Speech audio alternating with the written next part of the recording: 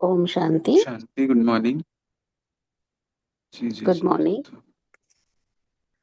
Ujjwala sister, हाँ जी, आप continue कीजिए।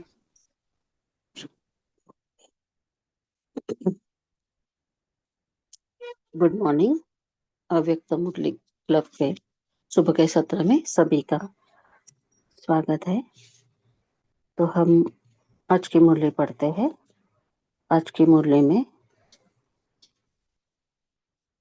मुरली का टाइटल है कर्मों की गुह्य गति के ज्ञाता बनो।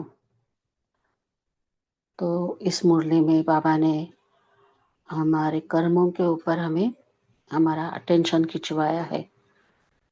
बाबा ने बताया है कि मेरे बच्चों को सारे खजाने दे रहा हूँ, तो सदा प्रसन्न चित्त रहना है, प्रश्नों से फिक्र से पार होके फारिग होके रहना है और फिर हर कर्म करना है।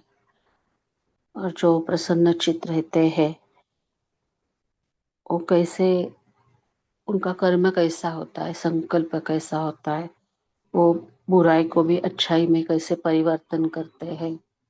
और जो हम सोचते हैं, जिसका हम चिंतन करते हैं, वो हमारे पास आता है। तो हमारे बुद्धि में अगर बुराई है तो समझने तक ठीक है, लेकिन उसको हमारे बुद्धि में धारण नहीं करना है। तो इसका बाबा ने हमें एक अटेंशन खिंचवाया है, बहुत अच्छी श्रीमत दी है। आगे बाबा ने समझदार के बारे में कहा है, जो समझ यानी के ज्ञान, तो जो मास्टर ज्ञान के सागर होते हैं, नॉलेजफुल होते हैं, वो कैसे वो बीती हुई बातों को या बुरा बातों को मन में, दिल में, बुद्धि में धारण नहीं करते, यानी डिफेक्ट नहीं रखते और कैसे परफेक्ट बनते हैं। तो इसके बारे में भी बाबा ने बताया है। और फिर अगर कुछ हमें गलत लग रहा है तो कैसे हम निमित्तों को बता के शुभ भावना के साथ, कंप्लेंट के साथ नहीं, शुभ भावना के साथ बताकर कैसे हम हल्के हो सकते हैं।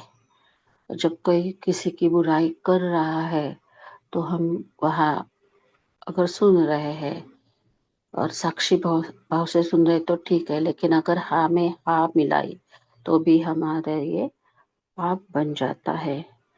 तो ऐसे कैसे हर बात में हल्के रहना है, प्रसन्न चित्त रहना है। ये ब्राह्मण जीवन मौजों का जीवन है, तो कैसे रूहानी मौज मनानी है, इसके बारे में बाबा ने आज के मुरली में हमें बताया है। तो सुनते हैं बाबा की मुरली। आत्मिक स्थिति में स्थित होके हम मुरली सुनते हैं। इसकी मुरली का टाइटल है कर्मों की गुह्य गति के ज्ञाता बनो।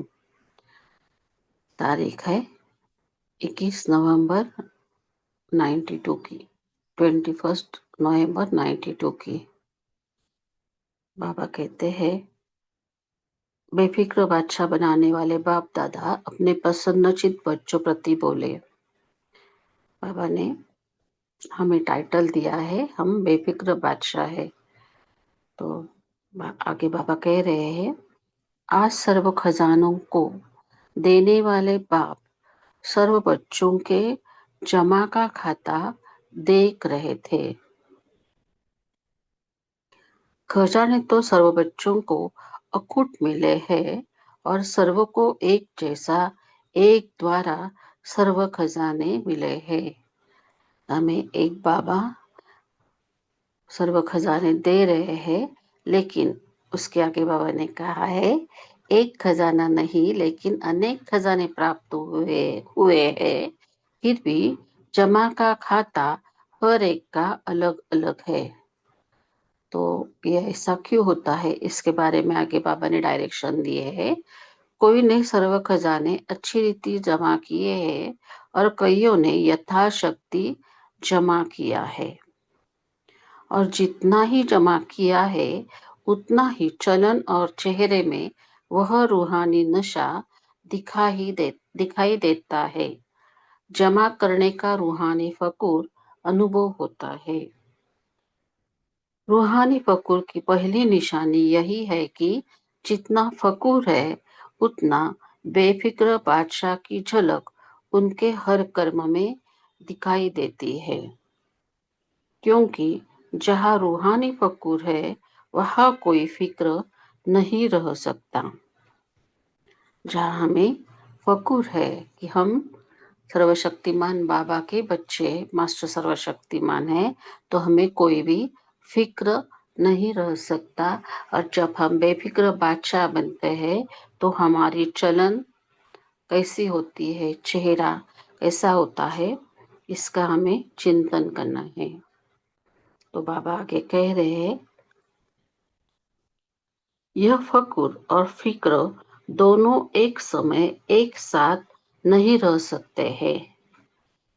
जैसे रोशनी और अंधकार साथ नहीं रह सकते हैं, बेफिक्र बादशाह की विशेषता वह सदा प्रश्न चित्त के बजाय प्रसन्न चित्त रहते हैं। हर कर्म में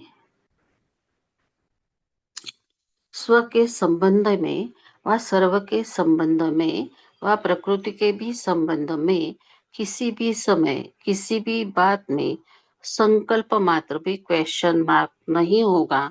यह ऐसा क्यों व यह क्या हो रहा है, ऐसा भी होता है क्या, ऐसे संकल्प उस आत्मा के नहीं चलने वाले, जो प्रसन्नचित होता है। प्रसन्नचित आत्मा के संकल्प में हर कर्म को करते, देखते, सुनते, सोचते यही रहता है कि जो हो रहा है वह मेरे लिए अच्छा है और सदा अच्छा ही होना है। तो एक सेकंड का पॉज लेके अभी हम सोचेंगे कि जो मेरी कल की दिनचर्या थी उसमें जो हुआ वो अच्छा हुआ, ऐसा मुझे लगता है क्या, इसकी कितनी परसेंटेज है, ऐसा लग रहा है तो उसकी परसेंटेज कितनी है।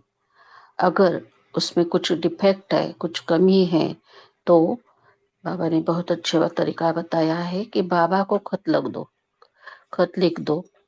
हम जब बाबा को खत लिख के बाबा के हवाले सारे करते हैं, सब कुछ करते हैं, तो हम बिल्कुल बेफिक्र बन सकते हैं। तो इसका ट्रायल हम जरूर करेंगे। हाँ, और अगर ये बात नहीं है, सब कुछ अच्छा ही अच्छा है, तो जरूर थैंक्स बोलेंगे।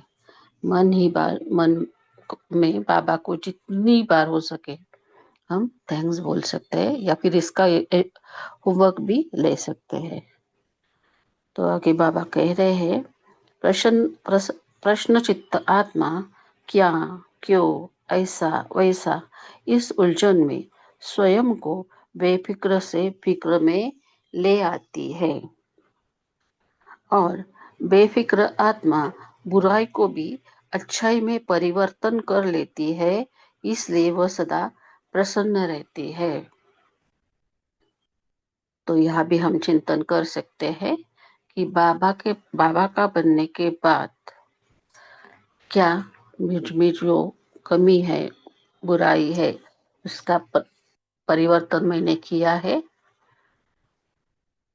और जब हम स्वतः अनुभव की अथॉरिटी बनेंगे तो हम औरों को भी वो धारणा में ला सकते हैं।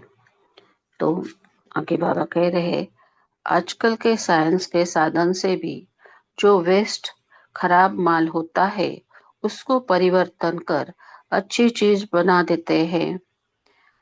तो प्रसन्नचित्त आत्मा साइलेंस की शक्ति से चाहे बात बुरी हो, संबंध बुरे अनुभव होते हो, लेकिन वह बुराई को अच्छाई में परिवर्तन कर स्वयं में भी धारण करेगी और दूसरों को भी अपनी शुभ भावना के श्रेष्ठ संकल्प से बुराई को बदल अच्छाई धारण करने की शक्ति देगी। तो ये पॉइंट तो मुझे खुद के लिए लग रही है, जो बाबा कह रहा है कि बुराई को संबंध में, बुराई को अच्छाई में परिवर्तन करने की शक्ति देगी। तो देखो, बाबा सब कुछ अच्छा ही करने वाला है, इसका पूरा निश्चय है। और जो संकल्प शुद्ध और श्रेष्ठ संकल्प मन में चल रहे हैं वो पूरे हुए तो जरूर अगली बार आपको जरूर बताऊंगी। तो आगे बाबा कह रहे हैं, कई बच्चे सोचते हैं, कहते हैं कि जब है ही बुरी व गलत बात तो गलत को गलत तो कहना ही पड़ेगा ना, वह गलत को गलत तो समझना ही पड़ेगा ना। लेकिन गलत को गलत समझना, यह समझने के हिसाब से समझा तो ये बात गलत है, तो हमें जब परखने की शक्ति है तो हमें गलत सही मालूम होता है, तो हम परख सकते हैं ये बात गलत है, मालूम पड़ सकता है। लेकिन ये सिर्फ समझ के हिसाब से हमारे तक रखना है और उसको अच्छाई में परिवर्तन करने की शक्ति धारण करनी है हमें। और ये तब हो सकता है जब हम बाबा से कंबाइंड होकर इस बात को अच्छा करने की शुभ भावना मन में रख सकते हैं। तो समझ के हिसाब से सिर्फ हमारे तक रखना है और उसका परिवर्तन करना है, बुद्धि में गलत बात को नहीं रखनी है। तो आगे बाबा कह रहे हैं, लेकिन गलत को गलत समझना, यह समझने के हिसाब से समझा, वह राइट और रॉन्ग समझना जानना अलग बात है।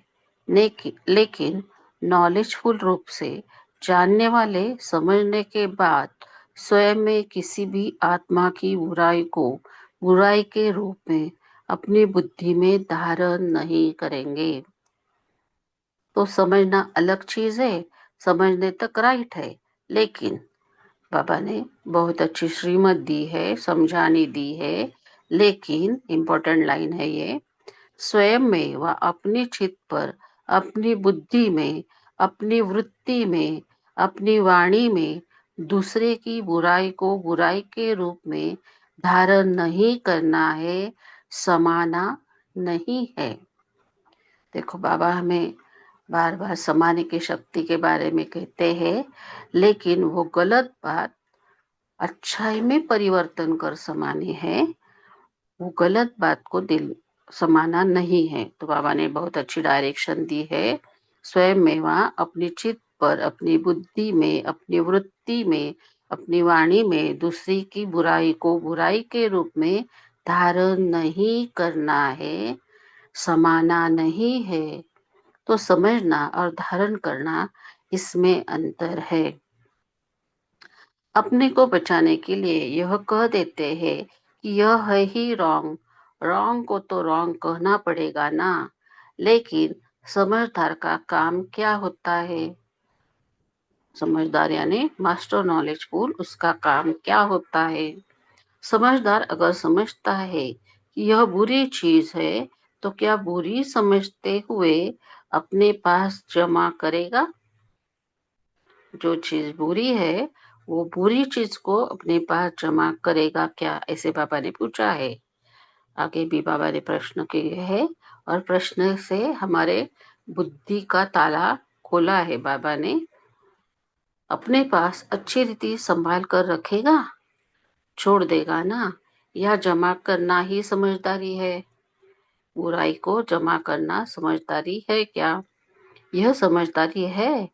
और सोचो, अगर बुरी बात व बुरी चलन को स्वयं में धारण कर लिया तो क्या आपकी बुद्धि, वृत्ति, वाणी सदा संपूर्ण स्वच्छ मानी जाएगी? तो देखो, आजकल का वातावरण जो तमो प्रधान है, तो इस तमो प्रधान दुनिया में तमो प्रधानता से हर कर्म या चलते हैं। तो हम वैसे श्रीमत पर चलते हैं, ना बुरी बात सुनते हैं, ना देखते हैं, लेकिन जो अंश मात्र आ जाती है तो उसके ऊपर हम चिंतन करेंगे तो वो हमारे बुद्धि में धारण होती है। तो बुरी बात को अगर हम शुभ भावना के साथ परिवर्तन कर संभालेंगे तो हमारी बुद्धि में इसका इफेक्ट होगा नहीं। आगे बाबा कह रहे हैं, अगर जरा भी कोई डिफेक्ट व दाग रह जाता है, कीचड़ा रह जाता है, तो डिफेक्ट वाला कभी परफेक्ट नहीं कहला सकता, प्रसन्नचित नहीं रह सकता। अगर कोई की बुराई चित्त पर है तो उसका चित्त सदा प्रसन्नचित नहीं रह सकता, और चित्त पर धारण की हुई बातें वाणी में जरूर आएगी, चाहे एक के आगे वर्णन करे, चाहे अन्य के आगे वर्णन करे। तो अगर हम उस बात के बारे में किसी के साथ वर्णन करते हैं, चर्चा करते हैं, या बाबा कहते हैं इस पर चिंतन होता है, तो हमारे बुद्धि में उसका डिफेक्ट होता है। तो हमें किसके साथ बातें करनी है? एक शिव बाबा के साथ सारी बातें शिव बाबा को बतानी है। बाबा को सच्चाई सफाई पसंद है, तो सच सच सब कुछ बाबा को बताना है, या फिर खत लिखना है, या फिर निमित्तों को शुभ भावना के साथ बताना है। बाबा ने बहुत अच्छे डायरेक्शंस दिए हैं, तो इसका हम जरूर चिंतन करेंगे, और चिंतन के साथ साथ स्व में धारण करेंगे। आगे बाबा कह रहा है, लेकिन कर्मों की गति का गुह्य रहस्य सदा सामने रखो। अगर किसी की, इम्पोर्टेंट लाइन है ये, अगर किसी की भी बुराई व गलत बात चित्त के साथ वर्णन करते हो, यह व्यर्थ वर्णन ऐसा ही है जैसे कोई गुंबज में आवाज करता है तो वह अपना ही आवाज और ही बड़े रूप में बदल अपने पास ही आता है। जो एको का इफेक्ट होता है कि जैसे हम अगर वैली में कोई आवाज लगाए, वो हमारे पास बार बार आती रहती है। हम यहाँ पुणे में, सॉरी महाराष्ट्र में महाबळेश्वर करके है, तो उसमें एको पॉइंट है, तो हम बोलेंगे वो बात रिपीट हमारे पास आती है। या पानी का जो बड़ा पतीला होता है, उसको हम बोलेंगे तो वो भी हमें सुनाई देता है। तो ऐसा ही दुनिया में भी है, हम जो बोलेंगे वही हमारे पास आएगा। तो आगे बाबा कहते हैं, गुंबज में आवाज करके देखा है? तो अगर किसी की बुराई करने के, गलत को गलत फैलाना के संस्कार है, जिसको आप लोग आदत कहते हो, तो आज आप किसकी ग्लानि करते हो और अपने को बड़ा समझदार गलती से दूर समझकर वर्णन करते हो। लेकिन यह पक्का नियम है, अथवा इम्पोर्टेंट लाइन बाबा सावधानी दे रहे हैं, अथवा कर्मों की फिलॉसफी है कि आज आपने किसकी ग्लानि की और कल आपकी कोई दुगनी ग्लानि करेगा। तो ये भी चिंतन का पॉइंट है। अगर हमें ऐसे लग रहा है कोई हमारी ग्लानि कर रहा है, तो ये हमारा ही कर्मों का हिसाब किताब है, जो भले इस जन्म में हमने नहीं किया होगा, लेकिन आगे के जन्म में हमसे ऐसे कुछ गलती हुई होगी, तो उसका हमारे पास रिटर्न आ रहा होगा। तो इसके बारे में शिवानी बहन जी हर बार बोलती है कि क्षमा करना, जो भी किसी से कुछ भूल हुई है और हमने बुद्धि में धारण की है, तो हमारे वो संस्कार बन जाते हैं। तो क्षमा करना और उस भूल को भूलना है। आगे बाबा कहते हैं, क्योंकि यह गलत बातें इतनी फास्ट गति से फैलती है जैसे कोई विशेष बीमारी के जर्म्स यानी के जीवाणु बहुत जल्दी फैलते हैं, और फैलते हुए जर्म्स जिसकी ग्लानि की वहां तक पहुंचते जरूर है। हमारे वाइब्रेशंस जिस बात के लेकर हुआ हमारे मन में विचार आ रहे हैं उस बात तक, उस व्यक्ति तक जरूर पहुंचते हैं। तो हमें अगर ऐसा लग रहा है कि हम गलत सोच रहे तो हमें विद इन सेकंड, तो हमें अटेंशन रखना है और विद इन सेकंड उसको परिवर्तन करना है। आपने एक ग्लानि की होगी और वह आपको गलत सिद्ध करने के लिए आपकी 10 ग्लानि करेंगे, तो रिजल्ट क्या हुई, कर्मों की गति क्या हुई, लौटकर कहाँ आई, लौटकर हमारे पास ही आती है। तो ये रिजल्ट है, ऐसे बाबा हमें समझा रहा है। क्योंकि अभी ही हम 84 जन्मों का पाठ भर रहे, तो अभी ही हमें चेक और चेंज करना है। तो आगे बाबा कहते हैं, अगर आपको शुभ भावना है उस आत्मा को ठीक करने की, तो गलत बात शुभ भावना के स्वरूप में विशेष निमित्त स्थान पर दे सकते हो, फैलाना रॉन्ग है।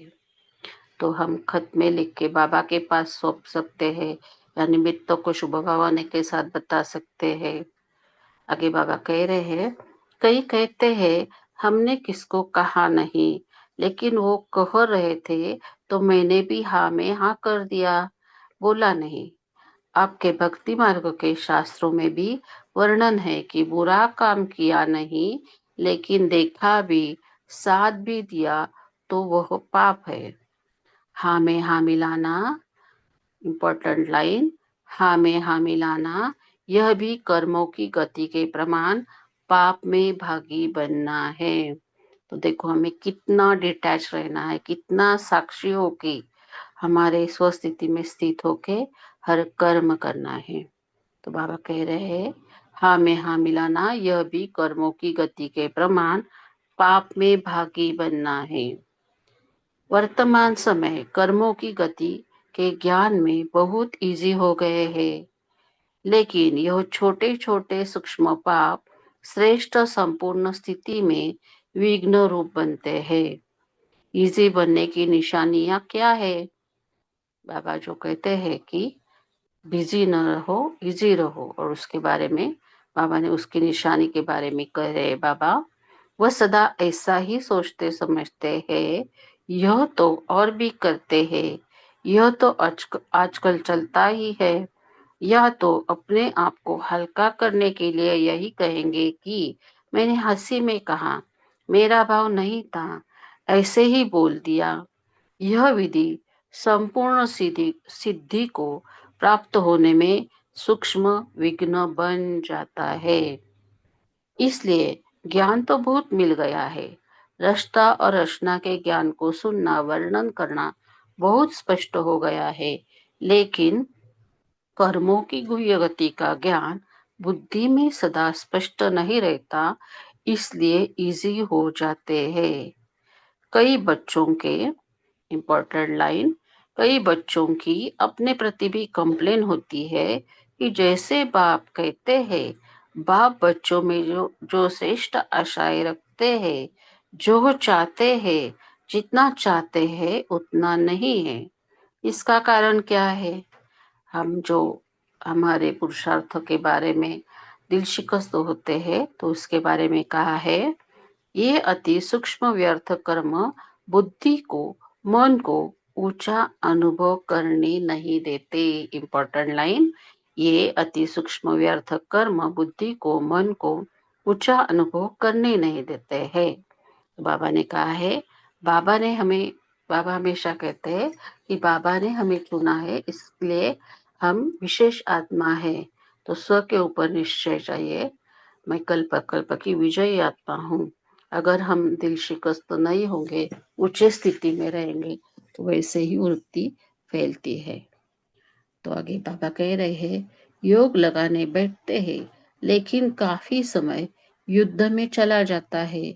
व्यर्थ को मिटाए समर्थ बनने में समय चला जाता है। इसलिए क्या करना चाहिए?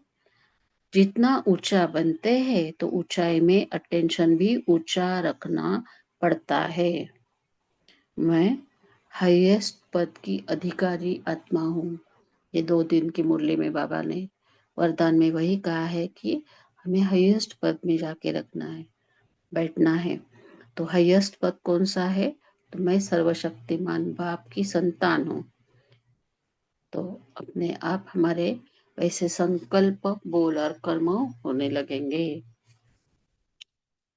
आगे बाबा कह रहे हैं, ब्राह्मण जीवन की मौज में रहना है। मौज में रहने का अर्थ यह नहीं कि जो आया वह किया, मस्त रहा। यह अल्पकाल के सुख की मौज व अल्पकाल के संबंध संपर्क की मौज सदाकाल की प्रसन्नचित स्थिति से भिन्न है। तो हमें अटेंशन रखना है, हमें क्या चाहिए, अल्पकाल या सदाकाल। तो बाबा कह रहे हैं कि सदाकाल की प्रसन्न चित्त स्थिति से भिन्न है। इसी को मौज नहीं समझना।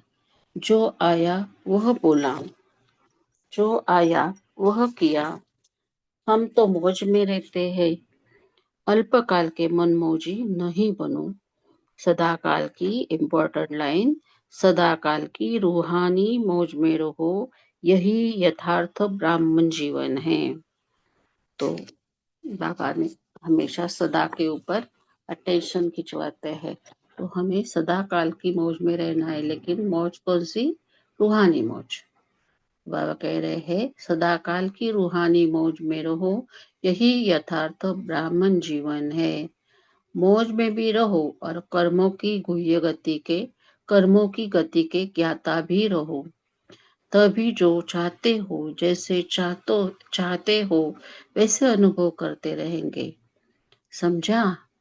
कर्मों की गुह्य गति के ज्ञाता बनो, फिर खजानों के जमा की रिजल्ट सुनाएंगे। अच्छा, बाबा याद प्यार दे रहे हैं, चारों ओर के फिक्र से फारिग बेफिक्र बादशाह आत्माओं को सदा प्रसन्नचित विशेष आत्माओं को सदा स्वयं प्रति और सर्व आत्माओं प्रति श्रेष्ठ परिवर्तन शक्ति को कर्म में लाने वाले कर्मयोगी आत्माओं को सदा रचना के ज्ञाता और कर्म फिलॉसफी के भी ज्ञाता ऐसे ज्ञान स्वरूप आत्माओं को बाप दादा का याद, प्यार और नमस्ते। हम रूहानी बच्चों की भी रूहानी माता पिता बाप दादा को याद, प्यार, गुड मॉर्निंग और नमस्ते नमस्ते। वाह बाबा वाह, शुक्रिया बाबा, शुक्रिया मेरा बाबा, मीठा बाबा, प्यारा बाबा, शुक्रिया बाबा, शुक्रिया। अभी हम 1 मिनट के लिए साइलेंस में रहेंगे। फिर रमा बहन जी है ना, रीमा बहन जी, आप होस्ट हाँ जी करेंगे ना? जी जी जी।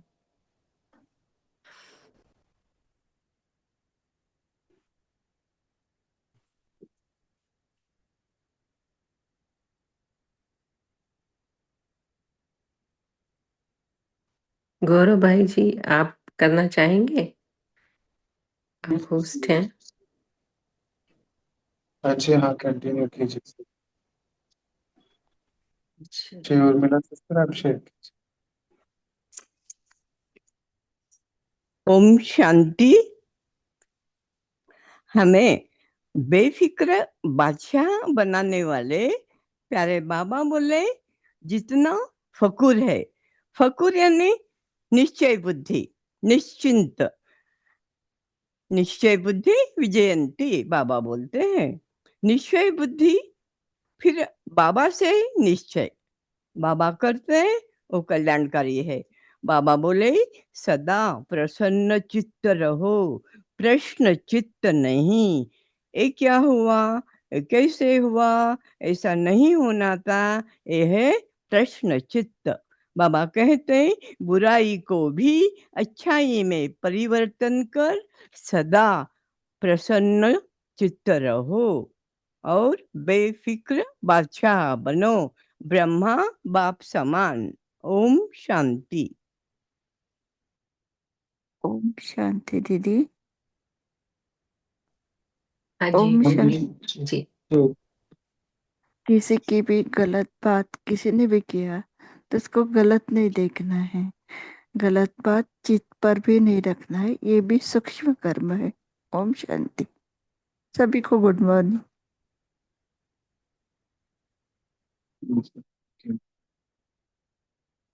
तो ओम शांति जैसे भाई जी। हाँ जी हाँ जी, शेयर कीजिए सिस्टर। ओम शांति भाई जी। बाबा ने कहा जैसे रोशनी और अंधकार साथ नहीं रह सकते, ठीक उसी प्रकार फकुर और फिक्र भी साथ नहीं रह सकते। जहाँ फकुर अर्थात नशा रहेगा कि मुझे बाबा मिला, तो वहां पर बेफिक्र हो जाएंगे। ओम शांति। शुक्र। जी जी, सावित्री सिस्टर आप शेयर।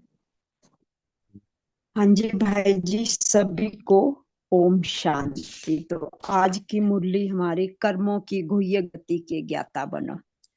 तो बेफिक्र बादशाह बनने वाले बाप दादा, आज हम अपने प्रसन्न चित्त, बाबा ने प्रसन्न चित्त बोला, प्रसन्न चित्त बच्चों को देख रहे हैं और समझाने के आदि कि अगर जरा भी कोई डिफेक्ट व दाग रह जाता है, मतलब आज बाबा ने जो समझदारी ली है, अगर कोई भी बुराई चित्त पर है तो उसका चित्त सदा प्रसन्न चित्त नहीं रह सकता, और चित्त पर धारण की हुई बातें वाणी में जरूर आएगी। तो चाहे एक के आगे वर्णन कर रहे, चाहे अनेक के आगे। तो हमें क्या करना है, जी कर्मों की गुह्य गति जब बाबा ने मेरे सामने रखी, तो अगर हम किसी की भी बुराई व गलत बात चित्त पर रखते भी है और साथ में वर्णन भी करते हैं, तो व्यर्थ वर्णन से क्या होता है, बाबा बोलते गुम्बज की तरह आवाज करना शुरू कर देता है।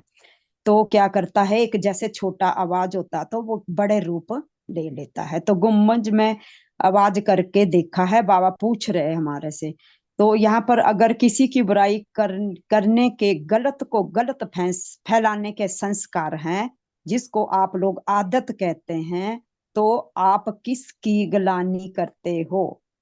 ये बहुत बड़ा प्रश्न बाबा ने किया है। तो अपने को बड़ा समझदार या गलती से दूर समझकर वर्णन करते हो, लेकिन पक्का नियम है, इसकी फिलॉसफी जो बाबा ने दी है, कर्मों की फिलॉसफी है, आज आपने किसकी गलानी की और कल आपकी कोई दो गुना गलानी करेगा। तो यहाँ पर हमें क्या करना है कि किसी की बात में हाँ से हाँ नहीं मिलाना है। और हम क्या करते हैं, अगर हम हाँ से हाँ मिलाते हैं, ये कर्मों की गति का प्रमाण भी हमें पाप का भागीदारी बनाते हैं। तो हमें सबके लिए शुभ भावना, शुभ कामना रखनी है, और स्वरूप बन करके, निमित्त बन करके रोंग नहीं फैलाना है। जहां तक हो सकता है हम अपनी उस बात को, इस जीवाणु को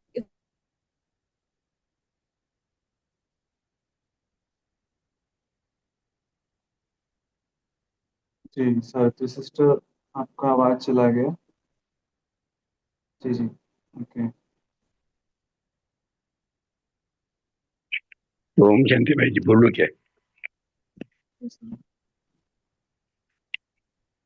ओम शांति।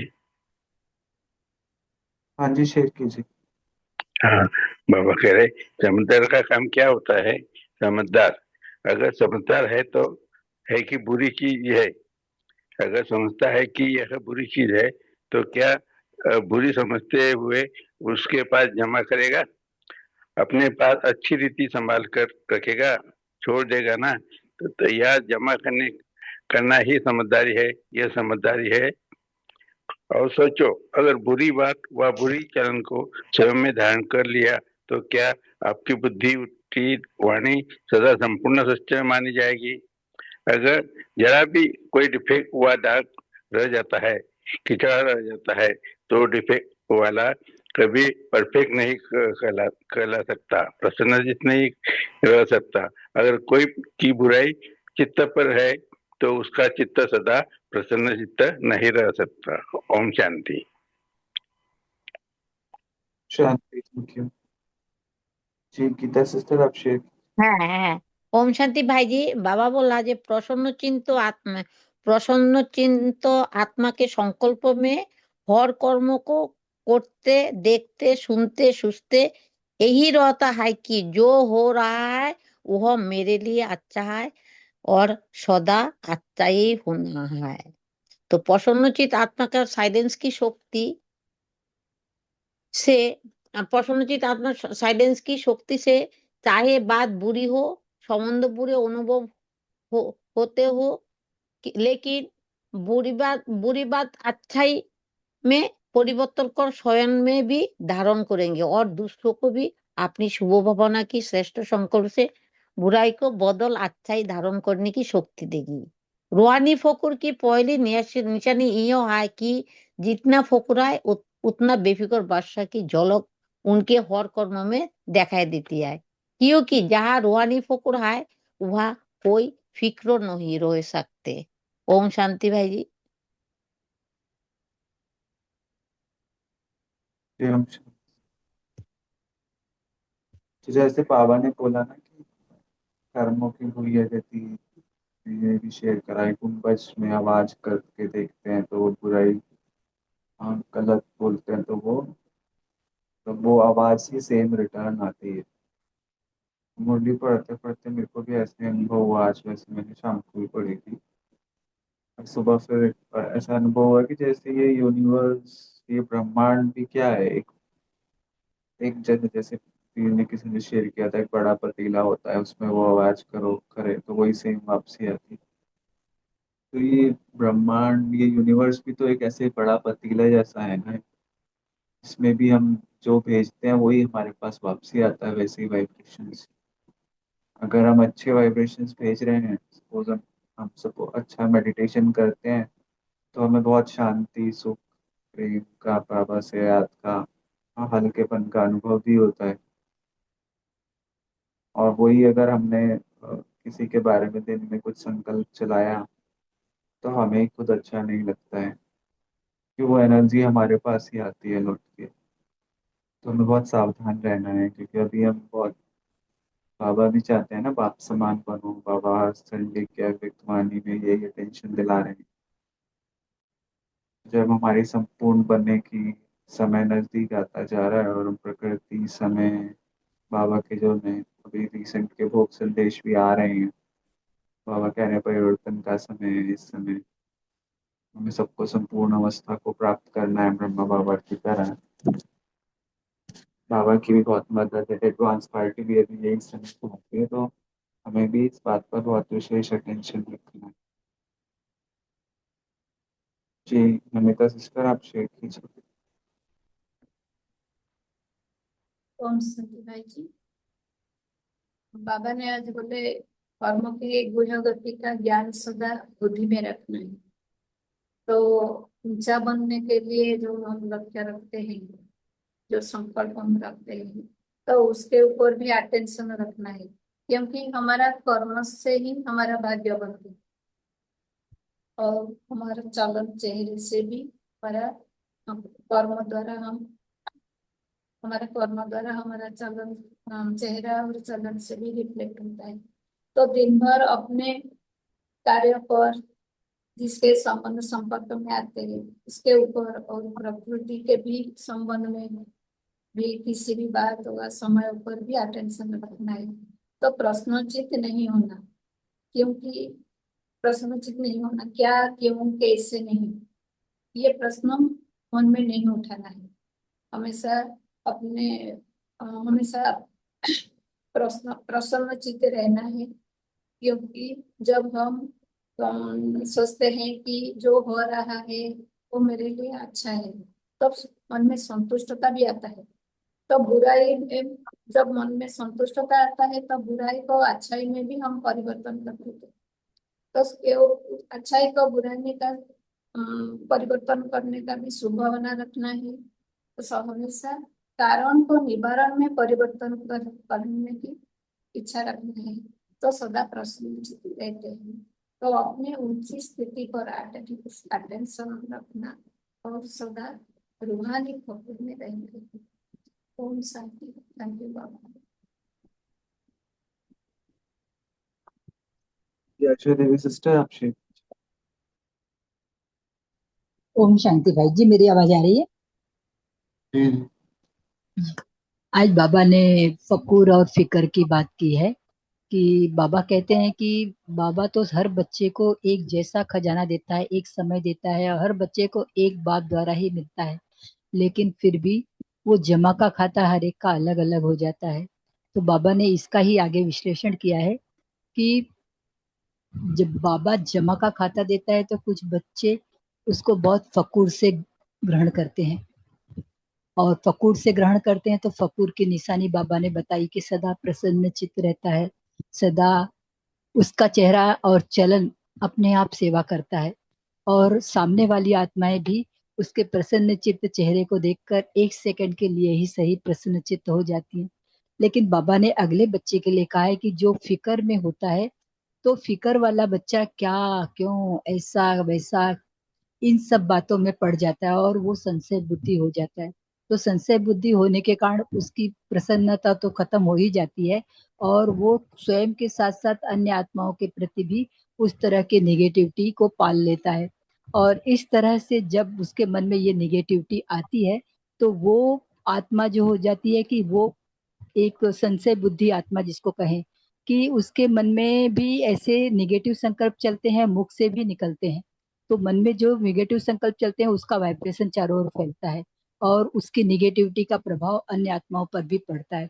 इसी प्रकार बाबा ने कहा है कि जब वो मुख से बोलता है, तो इसका बाबा ने उदाहरण दिया कि जब किसी गुंबज पर खड़े होकर छोटी सी आवाज निकालते हैं तो कितना बेहद रूप में निकलता है। तो बाबा ने यही कहा है कि जो निगेटिविटी आपके मुख से निकलती है अन्य आत्मा के प्रति, उसका भी बहुत बड़े रूप में प्रभाव चारों तरफ पड़ता है। एक निगेटिविटी 10 निगेटिविटी को आगे बढ़ाती है, और वो 10 निगेटिविटी बाबा ने 10 गुना कहा है, लेकिन अनुभव ऐसा बाबा के हिसाब से ही है कि 10 गुना से ज्यादा वो हमारे पास रिटर्न में आता है। तो बाबा ने यही कहा है कि जब बाबा इतनी अच्छी श्रीमत दे रहा है बच्चों, और हर समस्या का समाधान बाबा की श्रीमत में आपको मिल जाता है, तो हमेशा फकूर में रहो। बाबा फकूर सुबह से ही दिलाता है, तो फकूर में रहो और फकूर के ही वाइब्रेशन फैलाओ, और इस फकूर का ही ऐसा नशा होगा कि चारों तरफ बाबा की श्रीमत हो जाएगी, बाबा का जो हमसे सेवा करवाना चाहता है वो सेवा भी हो जाएगी। ओम शांति।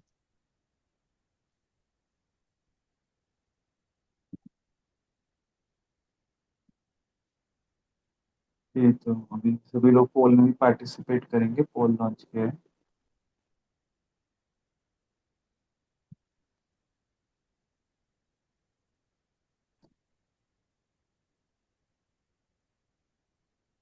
बाबा की विशेष मूल्य है, इसका दिन में अभ्यास भी करेंगे हम। एक बार समय निकाल के चलिए थोड़ा कुछ पॉइंट्स भी निकाल सकते हैं इसमें से, और अपने लिए कैसे हम विशेष अटेंशन किस स्मृति में भी रहें।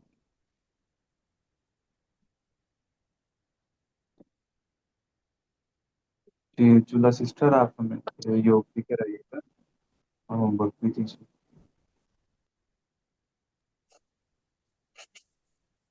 ओम शांति भाई। ये क्लोज करना है क्या रिजल्ट? हाँ जी हाँ जी, हाँ कर दिया। अच्छा भाई जी प्लीज पोल एक बार फिर से खोल दीजिए ना, नहीं हुआ हमारा।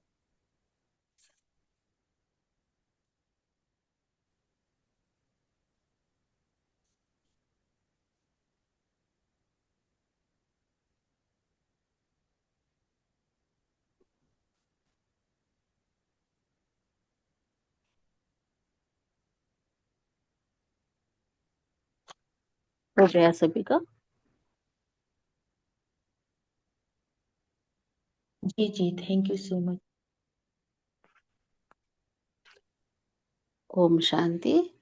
अ, अभी तो टाइम हुआ है, लेकिन जय भाई कोई है, उनको भी कुछ शायद कुछ बोलना था, तो 1 मिनट में बोल सकते हैं तो। ओम जय शांति। कर। ओम शांति। बाबा ने कर्म की गुह्य गति का रहस्य बताया है। किसी की भी बुराई मत करना। बुराई करने से नीचे गिर जाते हैं, और बुराई ना करने से जितना उच्च हम बनते हैं उतने ऊंचाई में जाने के लिए हमें अटेंशन रखना है। ओम शांति। ओम शांति। थैंक यू सभी को, बहुत अच्छी जर्नी हुई है हमारी और आज की मुरली भी बहुत गुहिया है। तो होमवर्क तो मैंने पढ़ते वक्त ही दिया था कि हम कल का दिनचर्या, कल का दिन के बारे में सोचेंगे। अगर हमें किसी के बारे में कुछ फील हुआ है, बुरा है या गलत है ऐसा, तो उसको बाबा को हम सच्चाई से, सफाई से खत लिखना है। अगर ऐसा नहीं हुआ है तो बहुत बड़ी बात है, तो बाबा को थैंक्स का खत लिखेंगे कि बाबा, किसी की बुराई हमारे मन में, बुद्धि में न आई, ऐसा ड्रामा आपने बनाया तो आपका लाख लाख शुक्रिया, पदम गुना शुक्रिया, ऐसा खत लिखेंगे। और अभी योग में हम 3, पहले तो लौकिक परिवार, अभी तो कोई भी संपूर्ण संपन्न नहीं बना है, तो हर एक को कुछ ना कुछ बातें खटकती होगी, फीलिंग में आती होगी या प्रश्न उठता होगा। तो कम से कम 1 या 2 पर्सन के बारे में, लौकिक परिवार के व्यक्तियों के बारे में, उसमें जो गुण हमें लग रहा है ये गलत है, तो उसके ऑपोजिट वाला गुण जो बाबा हमें भरना चाहता है, वो गुण से वो आत्मा भरपूर है, ऐसा उसको सकाश देंगे। 1 या 2 जो कोई है। फिर 2 नंबर बोलूंगी। 2 नंबर में जो हमारे अलौकिक परिवार के आत्माएं हैं, जिन्होंने कोर्स किया है लेकिन धारणा नहीं हो पा रही है, इसलिए उनके मन में होते हुए भी वो क्लास में नहीं आ रहे हैं या मुरली नहीं सुन सकते हैं, तो उनको भी सकाश देंगे 2 बोलने के बाद। और तीसरी बात, जो बाबा के बच्चे हैं जो आने वाले हैं, तो उनको सकाश देंगे कि वो जल्दी से जल्दी स्वयं को और अपने पिता को पहचाने, अपने नजदीकी सेंटर पे जाए और राजयोग कोर्स करे, वो अपना श्रीमत पर चल के अपना पूरा वर्षा पाले। तो ऐसे 1, 2 और 3 ऐसे शांति में पूरा योग रहेगा। मन में ये संकल्प हमें करने हैं। तो सभी तैयार है?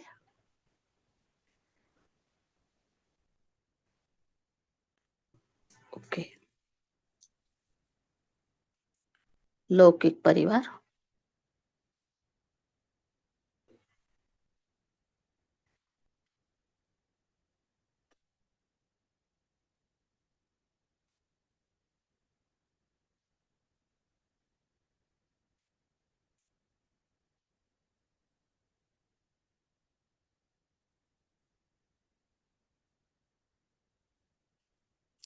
अलौकिक परिवार,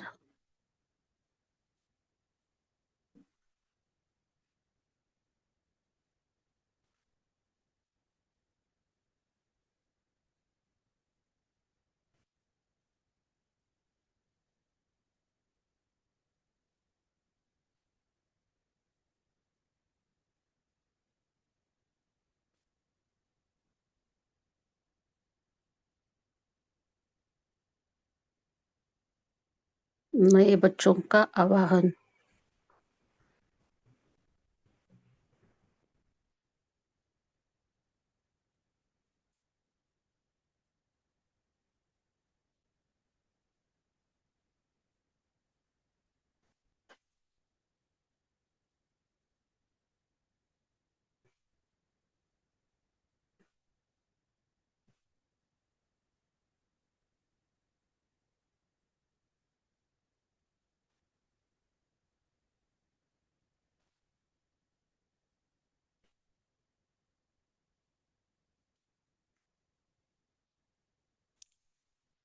ओम शांति,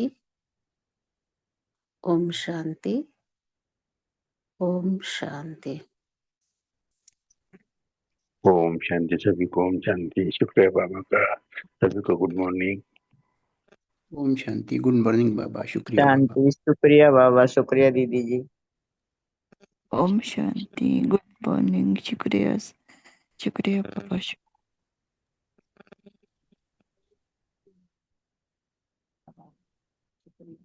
शांति। Good day.